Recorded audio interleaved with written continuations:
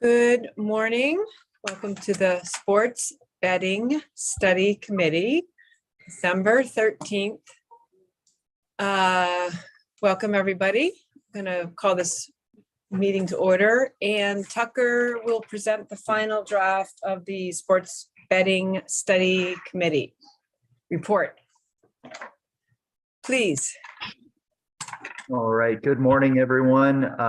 You will find on the committee's webpage the proposed final draft. A few updates immediately from that draft is that Appendix C will not be in there. It was blank in the draft form, but we're going to take it right out and not worry about formatting 70 pages of summary tables as an appendix.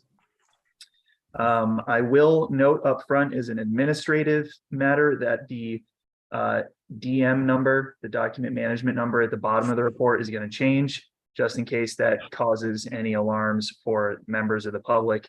It's because the previous document somehow got locked and I couldn't access it. So we've got a new document number for the report. All right, I'm going to share my screen so that we can move through the highlighted pieces that have changed since your last meeting. Okay, so the first big change that was requested was the addition of a glossary. So on page, let me find the page over here. Well, page 3, you'll find the glossary. The terms that I put in here are from the Ledge Council and JFO report. There were common use of terms between your report and that report, so I just moved this glossary right over. Gross wagering revenue, handle, hold, in-play wagers, mobile sports wagering, operator. Agent no longer appears in your report. It is strictly operator, so I added it in here. Pari mutual wagering, parlay, proposition bet, retail sports wagering, skin, which is one of the definitions you specifically asked for, and sportsbook are all in the glossary in the event that they are needed. And I will note that the majority of these terms I added in because there's an appendix with JFO's fiscal analysis, and JFO used almost all of these terms in their fiscal analysis.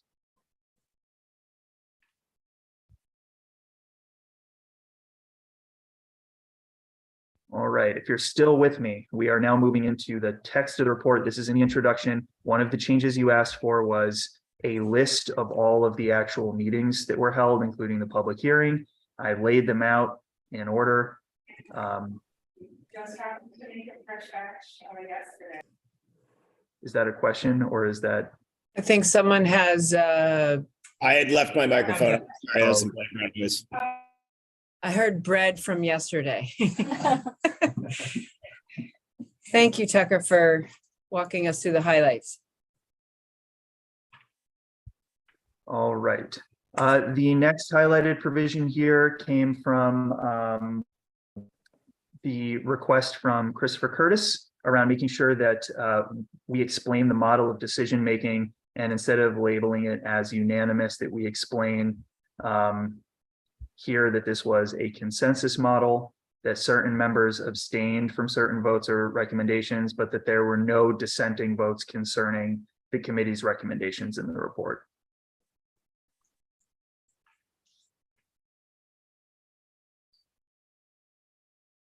Okay, this is a big substantive chunk here.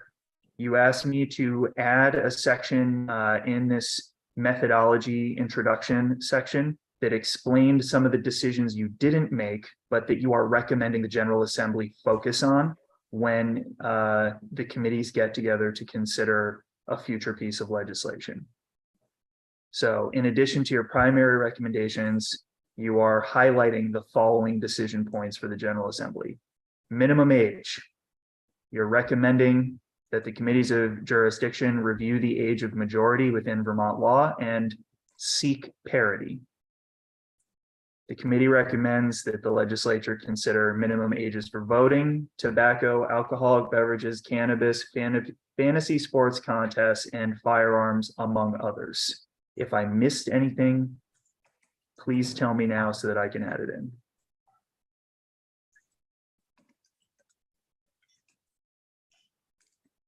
All right.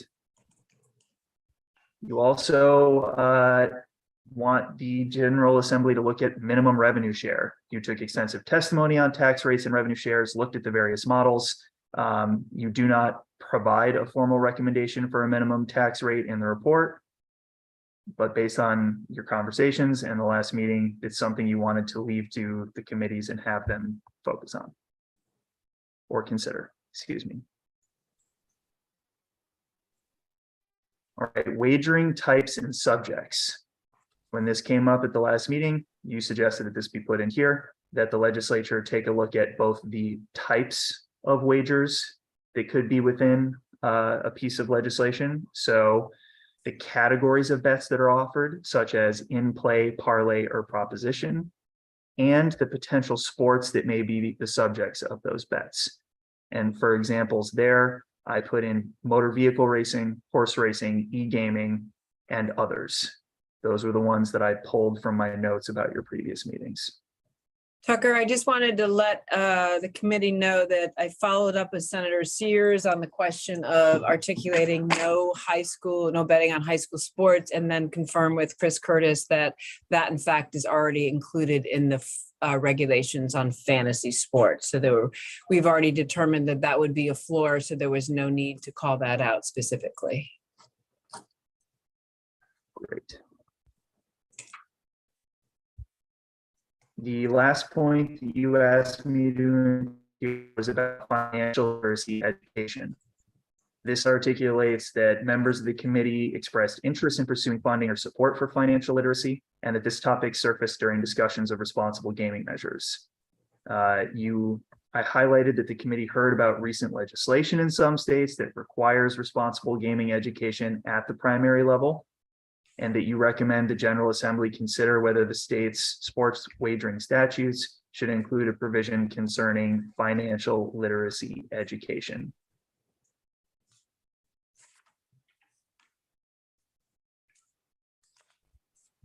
Thank you, Tucker. Moving into the body of the report, I'm under your first recommendation now. Sorry that I scrolled so fast. This is about legalization and state control.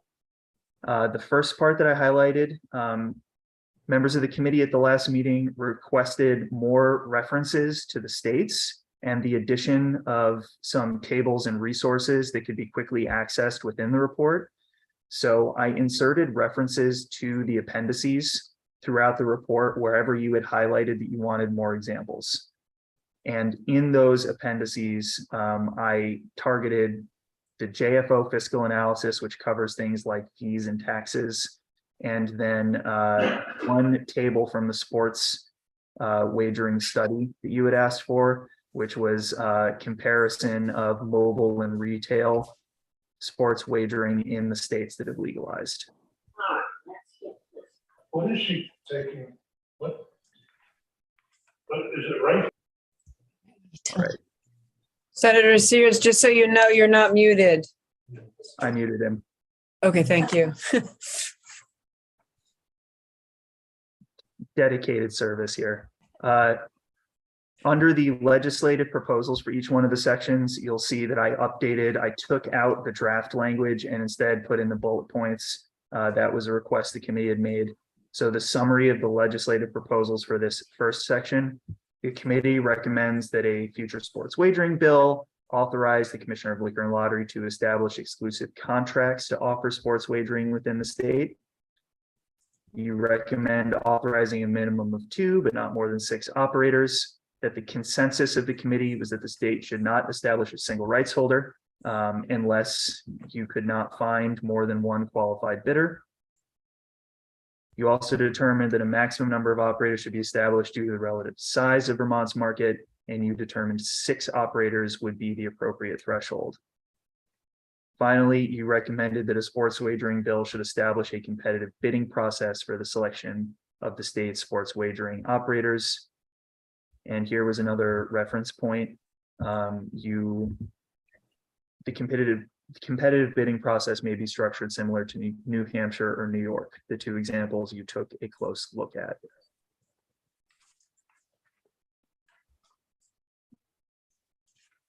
All right, we're moving through the next two recommendations into the fourth, which is that you want to legalize mobile and online sports wagering.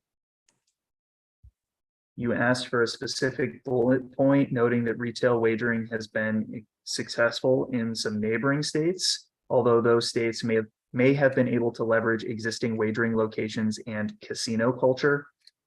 I borrowed that term in my notes. I can't remember which member proposed it, but I included it here. Please let me know if any of this should change. And here's the reference to Appendix B, where you see a chart of the mobile and retail sports wagering states. All right, the update to the proposals here. First, that the committee recommends that a sports wagering bill should initially confine, let me correct that punctuation, sports wagering to mobile platforms, including a definition for mobile sports wagering that excludes retail or in-person wagering.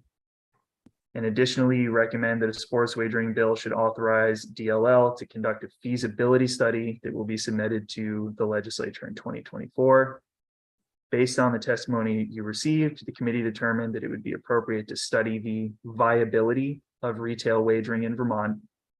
And this is a new line. The feasibility study could be designed to reflect studies conducted in other states, including Massachusetts.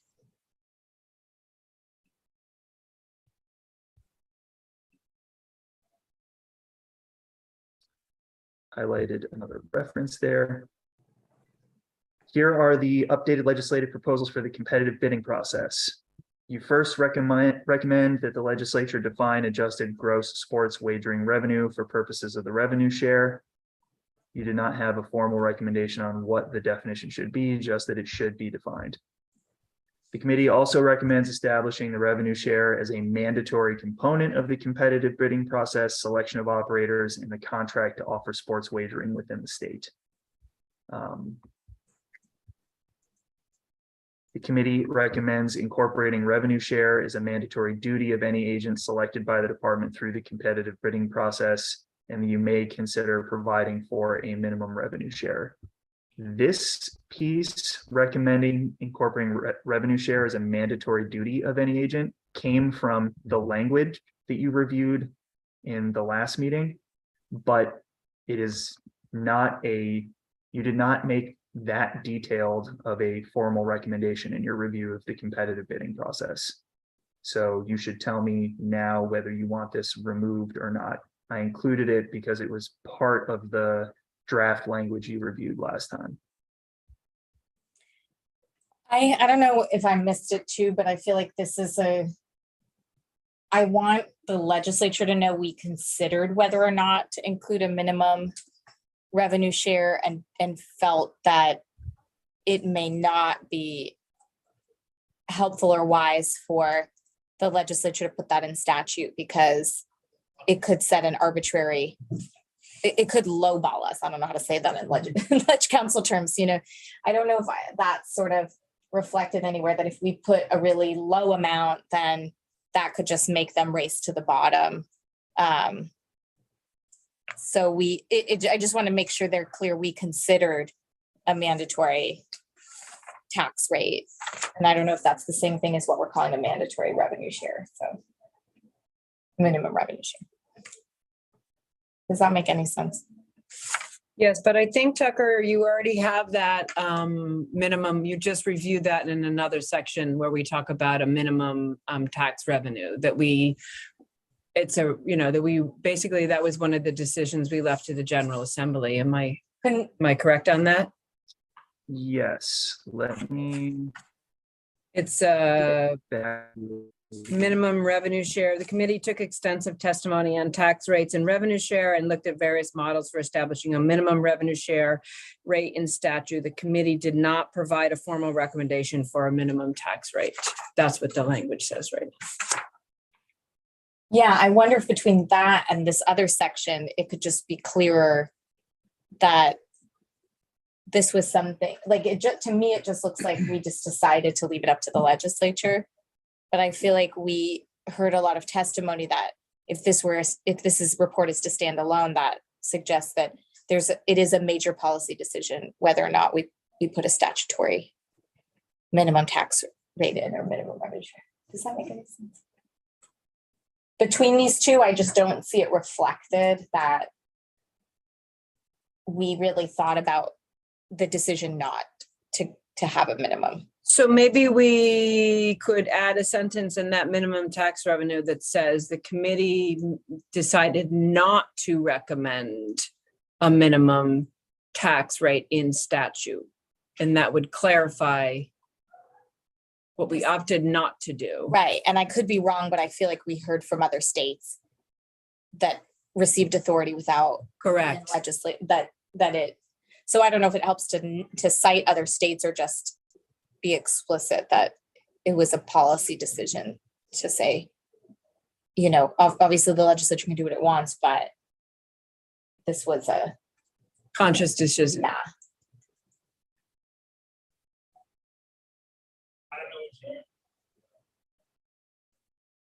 All right, does this highlighted sentence reflect what the committee is working out right now? The committee decided to not recommend a statutory minimum tax rate.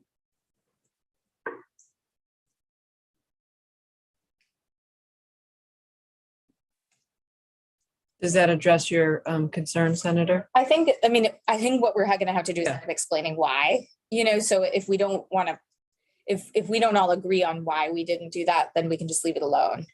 But I think it's, you know, I think that's going to be a big point of discussion. And I don't know if it helps to have this report have something. Do you want to say based on testimony from other states? Yeah, that can be harmful in the negotiation process or something. Right. I feel like if everyone agrees that that's what we heard and that's why we did Based it. on testimony from other states that a minimum set in statute could jeopardize the maximum revenue share, Right. something like that. Yeah. I don't hear anybody. I agree disagree. with this. Yeah. I'm good with that.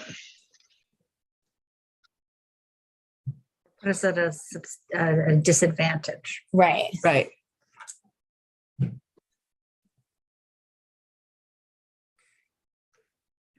In achieving, you know, maximum revenue share.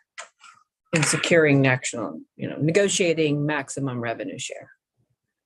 Disadvantage when negotiating maximum revenue share. Yeah.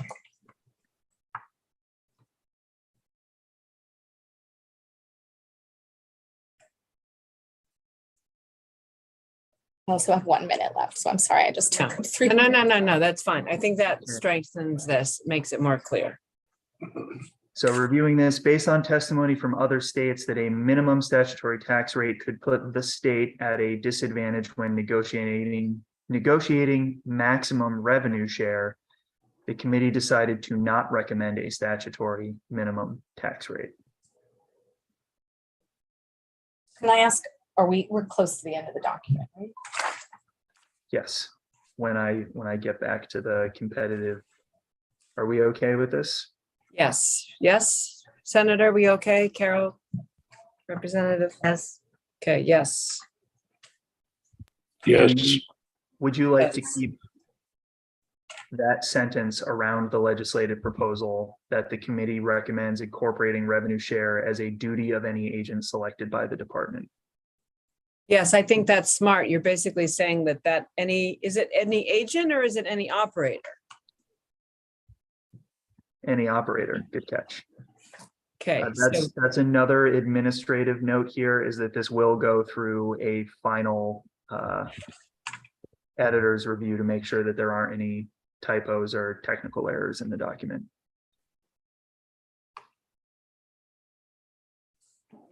God bless you. I think that's good, Tucker. Okay. All right, this is within the responsible gaming section. There was a specific request that we note that In particular, the committee recommends that the legislature consider responsible gaming study requirements in Massachusetts. So take a look at those studies being conducted in Massachusetts, was the note that I had. Thank you. I do have to get out. No, I knew you have to go. Okay. This was the last section where I had like a major comment that I remember. I feel good about it. I think I can come back before 12:30 Okay, and vote. All right, the legislative proposals here. The committee recommends that a future bill require each operator to adopt a responsible gaming plan, and that DLL and the Department of Mental Health should annually submit a report to the General Assembly concerning problem gambling in Vermont. The committee recommends that a sports wagering bill should include an enumerated list of operator duties related to responsible gaming, subject to monitoring and enforcement. And finally, the committee recommends that a sports wagering bill should establish a special fund dedicated to addressing responsible gaming and problem gambling within the state. Those were the three major components of the draft legislation that you took a look at last time.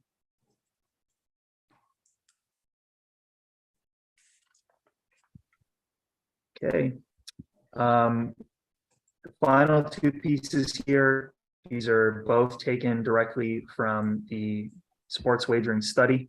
I have a qualifying note here for the future members of the General Assembly taking a look at this, that the analysis was conducted a year ago and there might be more updated numbers.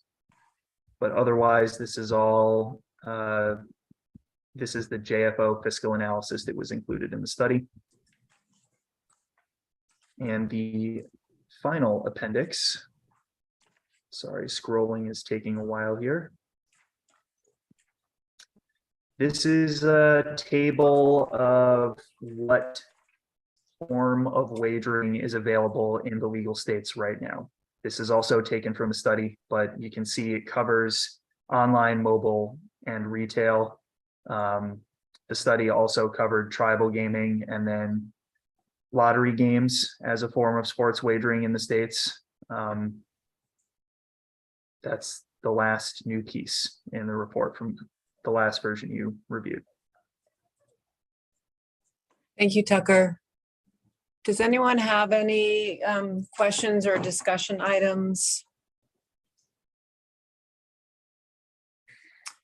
So I'm going to recommend that we officially vote on this. Is that the correct procedure? Tucker? Yes, and the version number of this is going to be 2.1. So a motion would be to approve version 2.1 as the final report from the committee. Okay, someone want to make a motion to approve version 2.1 as the final report? Carol Odie makes the motion, second, Second, Matt. And then can we take a verbal aye or no on the report? Representative Odie? Yes. Yes. Representative Byron? yes. Senator Sears? Yes. Christopher Curtis? I'll just get these other people are. Chris Winters? Yes. Tate Brooks? Yes. John Gortowski? Yes. Wendy Knight? Yes. And Senator Ram Hinsdale is not here. You can, Can she come back? Can leave the vote open. Yeah, and in situations like this, Tucker. Situations like this, we've seen the vote held open in committee. Yes, you can hold the vote for now. Senator Ram Hinsdale would have to vote before you close the committee session. Otherwise, you could close the session if she doesn't come back and just record her vote as a non-vote. How long can we keep the committee session open? Can we just keep it open for the rest of the day? As long as you are meeting in a quorum, As Oh. soon as the quorum is done, the meeting needs to end. Well, I don't recommend we all sit here for the rest of the day. So She's planning on being back by 12:30, she said, but maybe should we just reconvene online at 12:30, assuming she can join us, and then we can just close it right then?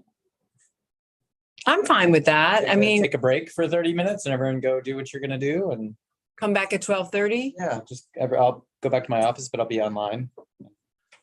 So logistically, I'll leave the Zoom open and take us off YouTube. That way people don't have to rejoin and get in the waiting room and all that. We'll just leave the Zoom open. We'll mute Okay. everyone, video off. And we'll just And- come back. And when she gets back, we just reopen it up and we're still in a quorum and we're still open meeting law compliant because there's one person here. It's publicly accessible space. Finish it up then. Okay, and then if she's not back by 12:30, we're still gonna reconvene because we need to close out the session, correct? Correct? Right. Okay. All right, I'm fine with that. Let's try that. All right. And So I'm going to join by phone too. That's fine. I'm just